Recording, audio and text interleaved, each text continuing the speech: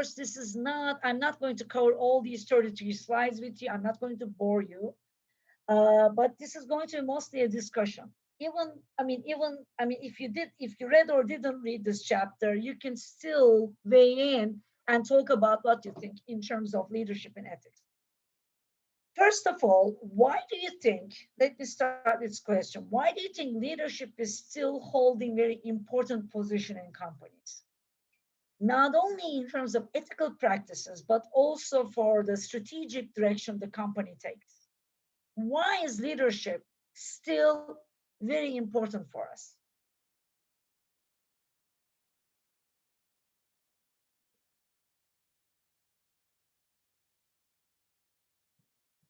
And again, it's not only one person, it's many people. It's like everybody you can think of in leadership positions. And again, don't think leadership is only limited to the CEO. You can have people as CMOs. Right now, we have lots of CIOs, we have CTOs, we have CROs. So we have so many people in the C-suite. And yes, they have a lot of role in the long-term prospects and also in the day-to-day operations of the company.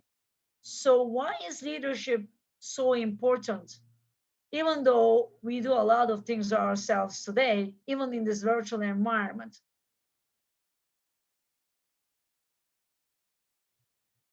Because it's good to have direction. Yes, of course, of course. And who just said that? I don't see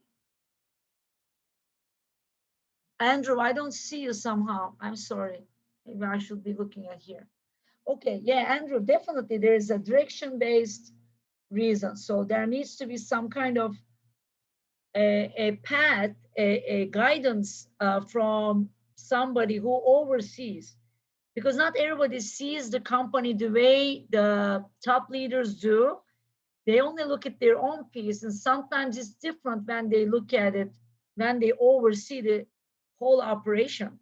It's a different kind of perspective and perception. Anybody else? Motivational aspect? Jahan, you said Yes. international aspect? No, motivational aspect. Motivational. So motivational aspect, yes. So people need to be motivated. Yes. Bar. I think today, more than any time in history before, people look to be inspired and they look to have meaning for what they do, for money as a job, for a career. And the role of a leader is so important there because the leader gives them that meaning. You need someone to look up to, someone to Mhm, fulfill their demands or requests, and that gives you meaning and make you a better employee. mhm. Yeah, I mean role models, definitely. Leaders are important role models for us. Yeah, Jarna, guidance. Yeah, I agree. I agree. Yes. So today, maybe it might seemingly be an ethical discussion, but I'm going to spend a little time because ethics is so important. It needs a complete separate, maybe, chapter to it, but we will touch upon the ethics. But still, now we know leadership is so important for us, and to be able to not only create these strategies but the activities and the modeling and the motivational aspect, and somebody to look up to have direction, to plan, and for the four roles of management we always say planning, organizing, leading, and controlling. So leadership has all these roles, and again, not everybody is a leader. There is also another discussion in our organizational behavior field that sometimes people make different definitions of leadership and management, and they simply say leadership is about doing the right things, and management is about doing things right. So that's the most common cited examples that show us why they could be different. So usually leadership is seen as a process of transformation. Transformation of what? Transformation of, I think, not only organizations, but also people. From where they are to what the leader would have them become, meaning where the leader wants to see the organization be in, let's say, next 10 years. Usually, some common characteristics that we see in successful leaders, they are proactive, goal-oriented, and usually focused on implementation and sometimes even creation of a vision of the organization, meaning it's um, it's not a definite goal. It's never something that uh, you know think tangibly all the time. It could be something like an imaginary idea, even like Steve Jobs, for example. He is saying that even before he died, he says uh, that the next 30 years Apple is good to go because I've already set the vision for the company and it's already there. People just can follow that vision and they'll be okay. This is what we're talking about, and that's why he is famous for his visionary aspects, not so much of his sometimes ethical behaviors. If you've seen the movie, sometimes he has some behaviors that are not well received by others. But still, I mean, the visionary part of leadership is so important because this is where the fire is ignited in the company. Like it's completely new and something that keeps you moving on. Otherwise, the company is still staying stagnant, and that leads you to be the same, and there's no way to move, and it kind of leaves people unmotivated in the long run. So again, when we look at strategic leadership from a strategy perspective, as you said, Andrew said this, I think, setting a direction and then maybe designing the organization accordingly, and then nurturing a culture dedicated to excellence and ethical behavior. So, why culture is so important? Anybody wants to say what is culture to you, and why do you think culture could be so uh, important to us? Diana. Well, studying a specific company culture means that you're looking for a specific type of people. Mm-hmm, So let's say if your company culture is young, innovative, creative mm-hmm, mindsets, then you're most likely going to be looking for like recently graduated students, younger people. mm-hmm, Whereas if you're more about like a formal organizational structure, you're mostly going to look for people with a lot of experience and older age. So that matters. And also from an employee perspective, it's important to know the company's culture when you are about to work with them, because you need to know if you will fit in and if you will be liked by them. So it's important to know it both ways. mm-hmm. Mhm. Hiring practices, the way you treat them, the way you train them, the values that you are kind of wanting to see in them or want to cultivate in them. And Jahid, go ahead. I thought you raised your hand. Jahan? I feel like it helps, be it employee or employer, it helps to see that people have the same values and beliefs towards specific things. For Mm-hmm, me, that's the understanding of culture. mm-hmm, mm-hmm. Okay, Jana, thank you, Jana. And Jana says also setting expectations for how employees should conduct themselves, and uniting employees for common goals. Yes, culture is a unifying factor, in fact. And culture, in other words, by the way, guys, there are about hundreds and hundreds of definitions of culture. And one of the most, popular one, I'm going to show you very quickly. But before I do, I also would like to tell you succinctly, is culture is mainly the personality of a group, okay? Because how you behave, how you think, and how you feel. They are all part of your, they are, all part of your personality, correct?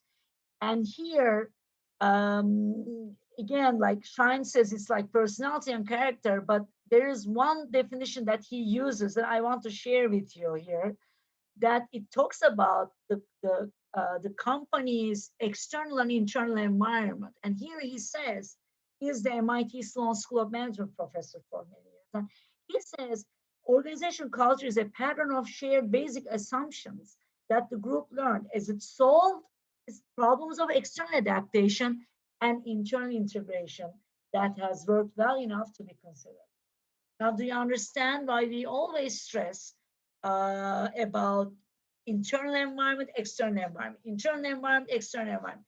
The reason is we want to see how the organization, it's not about strength all the time. It's about adaptability to the environment. And we already discussed that the dinosaurs, they, if strength was the criteria, dinosaur will be here by now. But instead, cockroaches are still here for millennia. So what happens is it's about internal integration and external adaptation. And no wonder a lot of people today, while trying to cope with life's challenges, because they cannot manage the stress, they can't cope with the demands, they develop some wellness issues, health problems, stress-related issues, a lot of things related to immune level and health. This is because sometimes it's not easy to be both internally integrated and to externally adapt. Because what you do inside of you as mind, body, and soul, and something that's demanded upon you, there may or may not be a match. So here, the culture, in other words, personality of a group is the way you try to maintain your internal integration while trying to externally adapt. That's why it's never static. So cultures which are not open to change, and I'm going to tell you which are not open and they don't have a learning orientation, they usually fail. And that's why we gave all these examples before. Remember the companies, the Kodak and Blockbuster and others. Again, I told you they had so much money, they had so many people, but because of adaptation and keeping it together, they had issues. Um, so again, setting a direction means you need to scan the environment constantly. The environment is not only about your political, legal, or whatever environment, but it's also about the stakeholders that you serve. How do their needs and preferences differ over time? How do they change? And then what are the changes in environmental trends and events? Um, right now, you can see when COVID, when there was an outbreak with the virus last year, not every company was able to offer solutions. It was something very abrupt, although it was predictable, but it was very abrupt because people didn't know it coming. And, Zoom had just hit the record sales and record usage around the world. It wasn't that big. It wasn't like people's, number one company. But then immediately, and then the vaccine companies, the companies who were working on the vaccine, okay? So similarly, or companies who leveraged a lot of resources in e-commerce, shipment, fulfillment centers, takeouts, like companies who would deliver food and not necessarily in a restaurant chain, who put their resources onto most of their takeout menus and their interfaces in the web, like Grubhub, right? And then Uber Eats, you know. So this is what I'm talking about. There's always an external environment that pushes the companies to change and to adapt. And that requires you to be actually internally integrated as well. So for direction, the company needs to have a clear future direction all the time, a framework for the firm's mission and goals. And again, that needs to be in communication with the employees and eliciting their participation and commitment always. And it has to be commitment more than compliance. Why? Why do we need more commitment rather than compliance by our employees? Anybody wants to um, say something to that?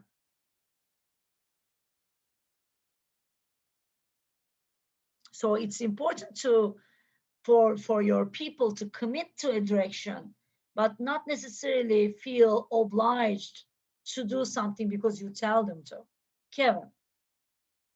Yeah, I think you probably want to make sure that they're able to think outside of the box, get creative, and if they see something that perhaps wasn't in the direct path that was, given to them, then they Mhm. can go out there and just provide something that is unique. Mhm. Yes, because it's something based on their own will rather than their, let's say, obligation. People, as you said, like could be more creative, could bring inputs. They could feel free to offer solutions to the company and to contribute in the ways that they like. Yes, they stay with you during tough times. Yes, of course. Also turnover, like people, like in terms of their, let's say, commitment, or sometimes we call it they have effective commitment. They are emotionally bound, and they feel attached to the organization emotionally, not because they feel they have to, like a normative commitment. So it's something like that. So we want to see that in our people, and then of course designing the organization accordingly. And sometimes, guys, this is just a side note.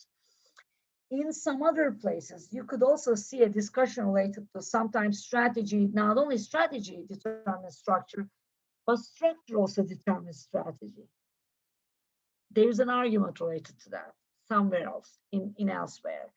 Anybody wants to maybe guess why that might be important? Why structure sometimes could lead to strategic changes rather than vice versa?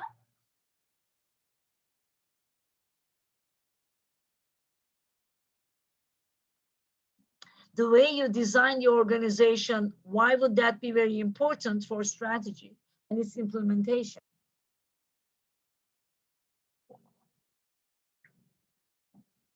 Let's say you have a lot of layers, a lot of hierarchies. I'm sorry about those. Let's say you have a lot of layers, hierarchies, many red tape issues in the organization. Would it be easy to make decisions or hard? It will be very hard, right? Because it's not, sometimes the environment requires you to make easy and quick decisions. And if you have a cumbersome organization, very large and very bureaucratic, you may not make those decisions easily. So that's why sometimes design also hinders your ability to adapt. So again, keep that in mind. Strategy determines structure, yes, but sometimes structure also influences your strategies. Okay, it ties to your reward systems, financial control, people who don't understand their responsibilities and their roles, and sometimes not being able to integrate people together. The departments who are kind of uh, let's say disintegrated, they become separated over time from one another, so they just see it their own job. My job is to be on the marketing side, then why do I care about sales promotions? I'm on marketing. When you look at it in this way, when you disintegrate rather than unite, it creates so many problems, especially in the long run, because you won't be able to tackle the problems effectively. Because the problems of today's world, they require you to look at them in a more complex perspective rather than from one lens. So that's why coming together is very important. Um and again, bottom line is, of course, creating an ethical organizational culture. So, what is ethical? So you're accepting that I'm responsible of the outcomes, of my outcomes, whatever I'm responsible of. I'm owning what I have. And again, that ethical behavior needs to be related to your mission and vision. So you also maybe saw that in the companies that you research. How do I reinforce ethical behavior in the companies? How do I ensure that people will behave ethically? Well, it's not easy. So you need to be, as you said initially, the role models of leadership, your codes of conduct, your reward and punishment systems, your performance appraisal systems, your policies, procedures. They all need to work towards creating that ethical organizational culture. Anybody wants to add to this?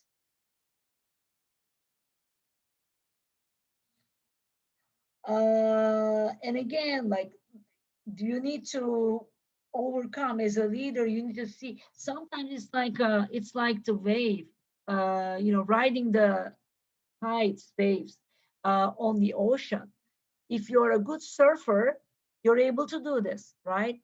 But if you don't know how to manage the surf and the surfboard, I mean, you might die. The shark come and get you, as an example, or you might be actually drowned. You might drown in those high huge waves. So it's tricky. It's not easy. You need to be able to not only overcome those, but also predict that they are coming. And as a leader, you need to be able to sometimes sense what's coming, what might be approaching, so that I should make some decisions today. Unusual decision making is important because what kind of decisions should I make today that will actually address the challenges of tomorrow? That's the trick in leadership sometimes. What should I design today as a product that will meet the needs not only of my current customers, but also my future customers and beyond? So that's what we mean by visionary leadership, leaders being proactive, leaders, overcoming barriers to change. So, and please jump in if you want to say something here. And leaders usually use different sources of power. Do you know what these are? For example, what does legitimate power mean? That's the most straightforward. Anybody knows what legitimate power means?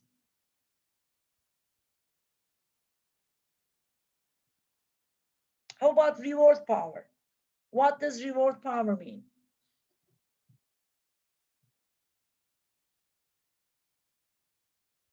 And there are two sources of power that leader uses usually in any type of organization.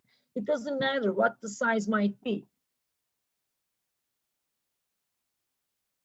Reward is, yes, definitely. Thank you, Jade. It's incentive based. The people who report to you, they already know that your power actually stems from the way you could reward their performances. So they know they will get something in return. So that's your reward power. Legitimate is just coming from your position.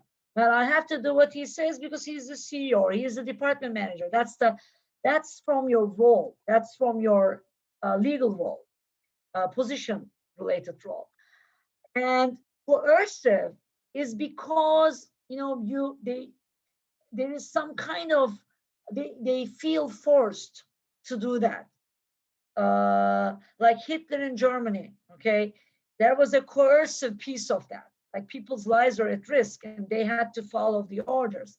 So coercive power, information power. So leader might have an information that he or she might be withholding from others. So the people will feel the power of leader because he or she knows something else that he or she doesn't know. Okay. Unfortunately, that's why we're discussing this. Unfortunately, Jahid, ethical issues are all around the world. And unfortunately, sometimes you don't have the mechanisms to stop them before they occur. For example, I'll give you an example. I'm not going to name where I live, but where I live, there happened to be a huge ethical violation in our district, a superintendent, I believe, or a school principal who is like with our elementary school here. We heard that he took about $50 million from the school budget and ran away. And that led to thousands of students not being schooled this year. And those were like little children, not having access to, just they had online schooling and it sucked for them. So what happened is that he ran away with that money and there was no replacement because there were budgetary restrictions because of the COVID, and we had a hell of a time. All of the district, all of the community here suffered because of what he did. So unfortunately, uh, it's again, yes, it's crazy. I mean, thank you. I mean, thank you, Jade. And I mean, it's look how many people are being affected by that behavior. And I'm not going to mention the power of all the leaders in the world who have so much power, who have so much money that they could hold in their hands, and how many millions and billions of people are being influenced by that. So leadership and ethics is a huge issue. You probably witnessed that the former wife of Jeff Bezos, Mackenzie Scott, she gave billions of dollars to charity. She's helping other companies, I mean, other institutions, nonprofits, schools. And you could see how can money be used, utilized for the benefits of other people. Uh, so I don't think the world is suffering from lack of resources. It's suffering from sharing and suffering from ethical problems. So I don't think I think we have enough in this world. We just don't know, and we don't really prevent those things from occurring. That's the problem. So again, information related power, and then personal basis, which means it comes from leaders' own power, like referent, meaning you like this person, so you believe and you give to this cause. For example, that's why some celebrities they help with charities because they use a referent power because people love them, people like them, and they give money. Expert power, you believe in somebody's expertise, so you follow their vision. You follow what they say because they have that expert power. So you can see it in this chart, organizational basis of power and personal basis of power. And here we have like, this is another huge discussion. I just have to touch briefly. Emotional intelligence now is as important as your IQ, so intellectual quotient as well as emotional intelligence. Because without emotional intelligence, you're not able to lead other people. A lot of people, when they promote, they think they will do the job again. They don't do the job. Their only job becomes managing others, not the job itself, not the task. A lot of leaders, and you will witness this in your lifetime, when you come to that position, you won't be doing tasks anymore. You will be having people do those for you. And that's why your EQ will be even more important than other, because the new generation as you are is coming different. They don't follow suit as we did in X generation.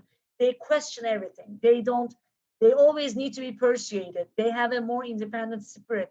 They are not easily buying in certain views. They always question, and that's a good thing. So emotional intelligence. And what that means is self-awareness, motivation, social skill, empathy, self-regulation. So to be able to manage your own emotions, your own impulses as a leader. If you don't know it yourself, how are you expecting other people to do the same? Self-awareness, knowing what you have inside, what you're experiencing right now. Is it because of you? Is it because of him? Is it because of what goes in between you two? So being aware, not only internally, but about what goes in between. And you can read the effective versus ineffective leaders. And I just finally want to touch upon the learning organization, because this is where strategic leadership comes to the fore. The learning organization means basically an organization that knows how to adapt to change. So right now, a lot of organizations are kind of addressing this problem. Should we work virtually or should we work in person? How many hybrid models should we create? Should people come to work 3 days a week or should they just come because of a meeting? These are all the decisions that they have to make. And that comes from the change that this environment brought. Today, I just read an article very quickly that somebody was actually writing, and she was saying, I don't want to come back to work any longer. I just want to work from home permanently. There are a lot of people who say that the workforce is changing. And yeah, Twitter actually announced that they will be permanent. Google today announced, I mean, Google is calling them back, but they also announced today, I don't know if you've seen on the news, but they saved about $1 billion of having people working from home. Okay, they also cut down their events face to face, their promotional activities, their conferences and everything included. But it's also because of this virtual space created. And again, how do you maintain creativity? Because creativity is needed all the time. You can't stick with one product forever. You have to always create new ways of doing things, new ways of creating new things. Questioning your basic assumptions. So learning organization always needs to know how to question how they do things. Do you know what assumption means? Anybody knows what assumptions mean?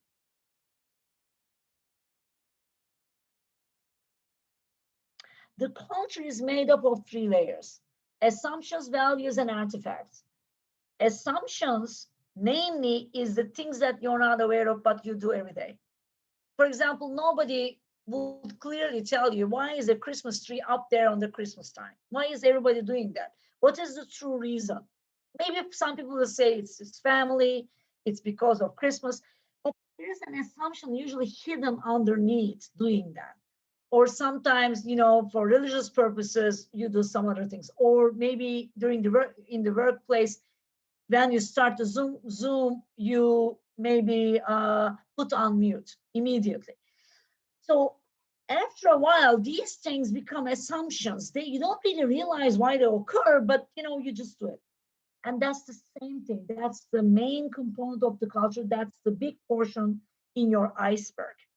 In the iceberg, the most invisible part is beneath the water. The one on the surface is your little piece, which you see as values and artifacts, your practices. In our organization, let's say in CUNY, we don't ask students to put on cameras because there are some reasons. There are also some assumptions there which are not always spoken. This is part of our culture. Okay. As CUNY, we value our students' life, we value their privacy, we value their conditions of life. So there are lots of things that are hidden that may or may not always be spoken. We call them assumptions. And a learning organization is always open to questioning the assumptions, especially when the time calls for a change. Okay. Because sometimes, different reasons, some companies need to question their assumptions, so they should move ahead. Okay. Um, so key elements, you can look at these key elements of learning organization, but usually successful organizations, they need to motivate people, they need to be proactive, they need to elicit commitment rather than compliance. Oh, okay, Jay, I'll answer this question after I finish. If you stay, I'll explain. And then, of course, uh, successful learning organizations are all about empowerment, which means you're empowering people through their strengths. So you're acknowledging people's strengths, you're helping them to use opportunities for further development. You're encouraging voice. You're leading them to speak, not to shut up. Okay. So you are, leading them to be coaches, mentors, openly exchanging information and trusting one another because they are being empowered. Okay. So finally, When you look into all these things, you need to be able to adapt to the external environment, and you need to be able to be ahead of the competition at the same time. So so basically, the remaining thing is all about, ethical, like what do we do? And underneath ethics, we don't mean we have to force people, to do what we want them to do. That's where the trick comes in. So we need to ensure that leaders are ethical based on moral standards, which are similar across organizations, not only inside the organization. So that's why leadership is on a very ethical place, because with leadership, you could risk being unethical without even knowing it, without even knowing it. So that's why you need to develop your policies and procedures carefully to guide your ethical behavior. So you might need to read the rest, guys. This is, it's already uploaded, I believe, on the Blackboard. And if you want me to do the review, just let me know. Maybe you can email me as a group leader. Maybe you can do that from the groups. Maybe you can tell me, just one person from the group, email me. If not, I'll just immediately do the quiz on Tuesday, and we'll be done. And then we'll start talking about our presentations. Any questions? Okay, now write in the chat ethics. If you need to go right now, write in the chat ethics, and then I'll see you on Tuesday. And Jagit, are you here?